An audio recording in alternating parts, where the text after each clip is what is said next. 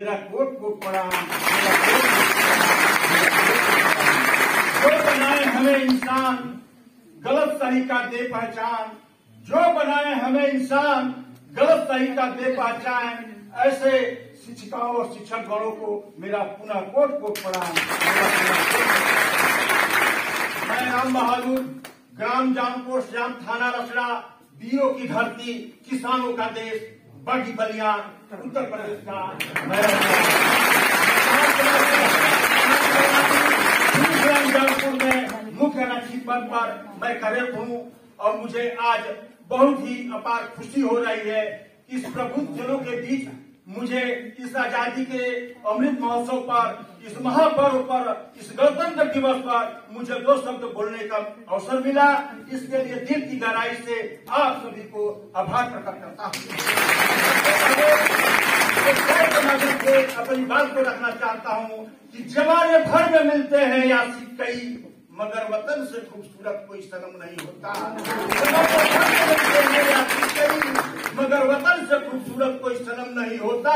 नोटों से चिपट कर, सोने से लिपट कर मरे हैं कई, मगर तिरंगा से खूबसूरत कोई कफन नहीं।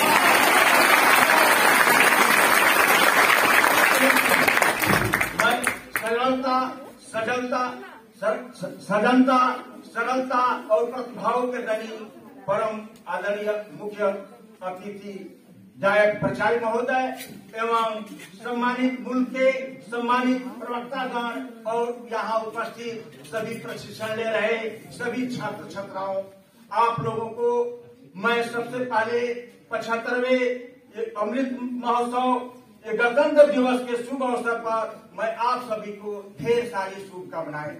मैं एक शायर के माध्यम से अपने मुख्य अतिथि महोदय को एक स्वागत करना चाहता हूँ कि खुशियों के सागर के पार आ गए, लगता है मेरे गले का हार आ गई। खुशियों के सागर के पार आ गए, लगता है मेरे गले का हार आ गए। कर्तव्य ध्वनि बुझा दो इस प्रांगण में, आज इस सभा के सूत्रधार आ गए।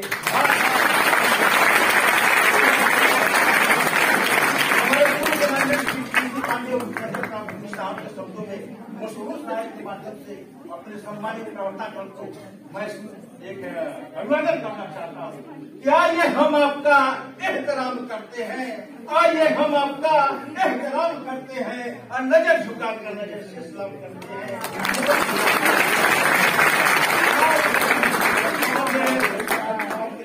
मैं एक शायर के माध्यम से अपनी बात करना चाहता हूँ कि काम करो ऐसा कि पहचान बन जाए। अरे काम करो ऐसा कि पहचान बन जाए, हर कदम डालो ऐसा कि निशान बन जाए। यह जिंदगी तो जीने को बहुत है, लेकिन जिंदगी ऐसे जियो की मिसाल बन जाए।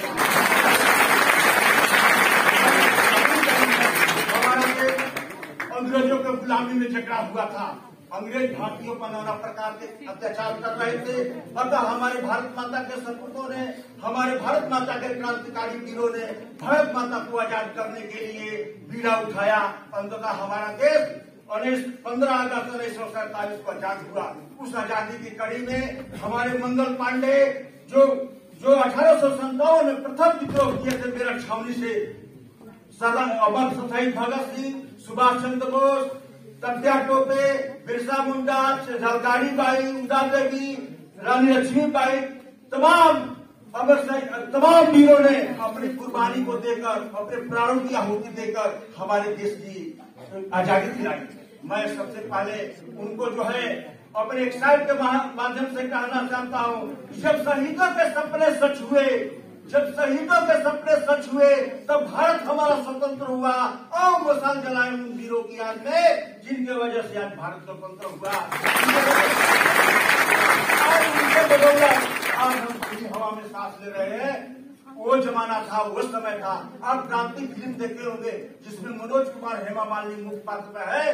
क्रांति फिल्म में दर्शाया गया है कि भारतीयों पर हाथ में हथकड़ी, पांव में बेड़ी और ऊपर से कोड़े की बरसात होती थी। वो समय था, वो जमाना था। एक आपने सुना होगा हमारा 1919 में जलियांवाला बाग कांड को आप सुने होंगे, जो आप वहाँ शांतिपूर्वक धरना प्रदर्शन कर रहे भारतीयों पर तरफ तरह अत्याचार किया गया। जनरल डायर द्वारा गोलियों से निरीह लोग।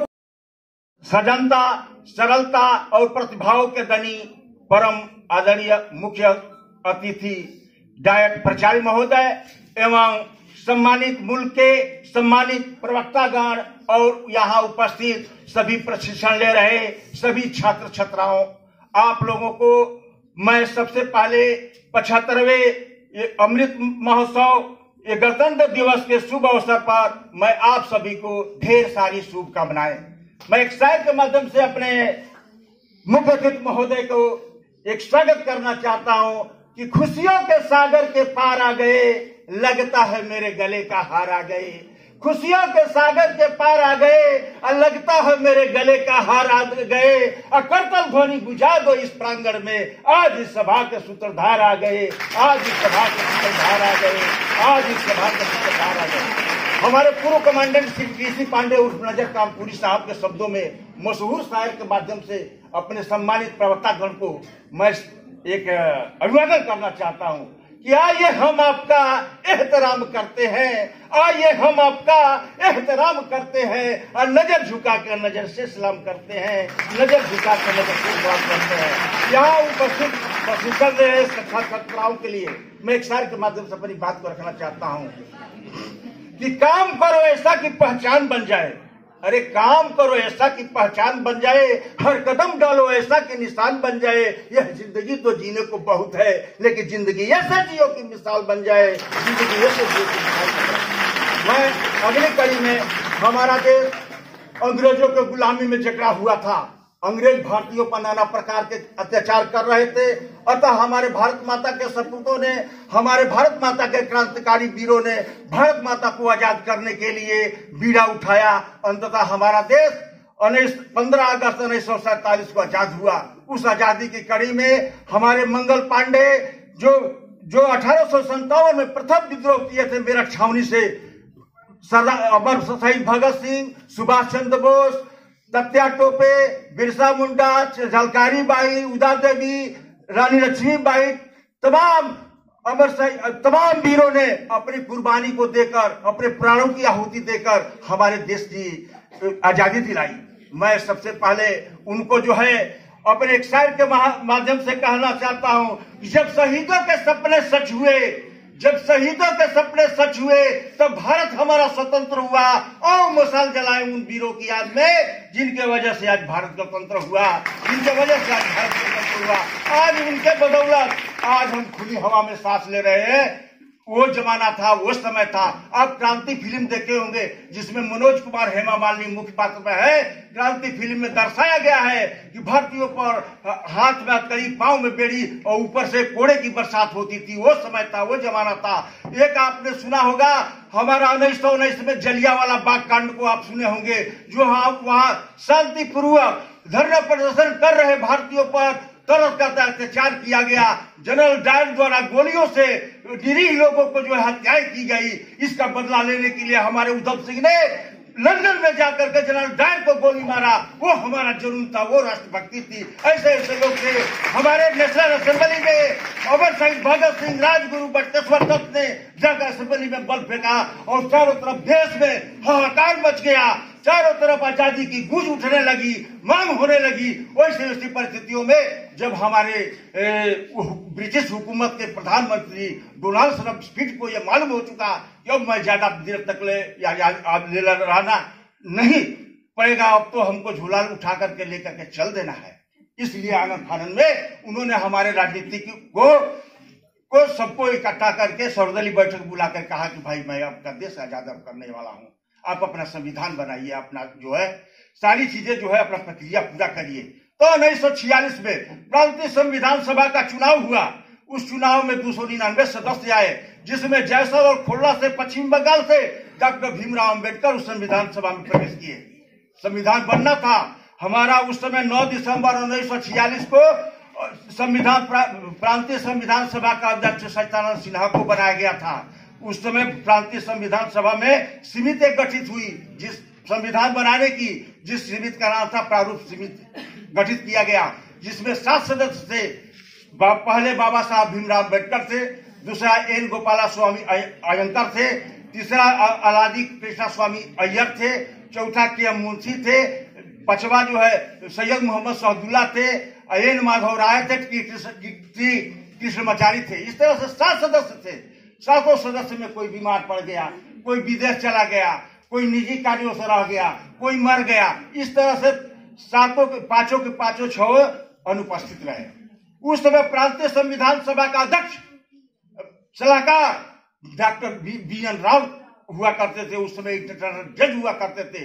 उन्होंने कच्चा मसौदा तैयार करके बाबा साहब के साथ संविधान बनाने का काम किया, जो हमारे विश्व में जितने सम्राट देश है, Ireland, Japan, France, Germany, Italy, Australia, इस तरह से तमाम देशों से जो खूबसूरती मिली संविधान में, वो खूबसूरती लिया करके हमारे संविधान के में निहित किया गया। इस तरह से हमारा संविधान 2 साल 11 माह 18 दिन में बन करके तैयार हुआ। 26 नवंबर 1949 को बनकर तैयार हुआ और 26 जनवरी 1950 को लागू हुआ। इसके पहले हमारे संविधान बनाने में 63,96,729 रुपया कुल व्यय हुए थे। संविधान में कुल शब्दों की संख्या 1,17,369 है। संविधान के पेजों की संख्या 251 है। हस्ताक्षर 284 है और 13 किलोग्राम का है। ये दुनिया का, विश्व का सबसे व्यापक और बड़ा संविधान है। ऐसा संविधान कहीं दुनिया को देखने को नहीं मिलेगा। जरा आप सोचिए, जिस देश में 565 रियासतें हो, राजे रजवाड़े हो, अलग अलग धर्म, अलग अलग जात, संविधान दिवस है, स्पीच दिए थे, उसको सब 2 मिनट का समय लगेगा। अगर इजाजत हो, एक महापुरुष जिसका पूरा बचपन जुल्म, अत्याचार, उपेक्षा से बीता हो, अपने सामने माँ और बाप को अपमानित होते देखा हो, तो मुझे जरा बताइए, ऐसे व्यक्ति को अगर मौका मिल जाए तो हिसाब किताब चुकता करेगा कि नहीं? तुम मुझे पानी नहीं पीने देते थे, तुम मुझे मंदिर जाने नहीं देते थे, तुम मेरे बच्चों को स्कूल में एडमिशन करने से मना करते थे। मनुष्य का लेवल है ना, वो बहुत स्वाभाविक होता है। फिर मनुष्य के लेवल से जो ऊपर थे वो थे बाबा साहब भीमराव अम्बेडकर, जिन्होंने जब उनके हाथ में कलम थी, कोई भी निर्णय लेने की ताकत थी। लेकिन पूरे संविधान को देखिए, पूरे संविधान सभा को देखिए, पूरे संविधान सभा के डिबेट को देखिए, उनके बातों में, उनके वाणी में, उनके चर्चा में, उनके आचरण में, उनके व्यवहार में, संविधान की लेखनी में हमेशा सहनशीलता नजर आई। कहीं कटुता का भाव नजर नहीं आया, कहीं बदले का भाव नजर नहीं आया। वो भाव क्या था, मैं अपने शब्दों में बताना चाहता हूँ। कभी कभार खाना खाते समय दांतों को बीच जीभ कट जाती है। इसका मतलब ये नहीं कि हम अपने दांत को तोड़ देते हैं, क्योंकि मुझे पता है कि जीभ भी अपनी है और दांत भी अपने हैं। इसलिए बाबा साहब के लिए सवर्ण भी अपने थे, अशोषित वंचित उपेक्षित भी अपने थे। दोनों इनके लिए बराबर थे।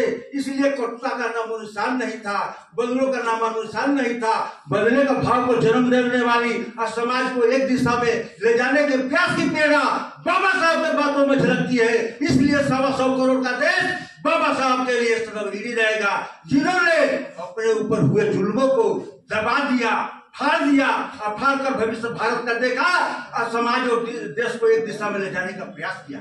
हमारे राजनीतिक काल कुछ भी हो सकते हैं, लेकिन किसी भी इंसान को पराजय झेलना बड़ा मुश्किल होता है। पराजय और जय से बढ़कर समाज का जय बड़ा होता है और समाज का जय से बड़ा होकर के राष्ट्र का जय बड़ा होता है। इसके लिए हम सबका समर्पित होना हम सबका परम कर्तव्य है।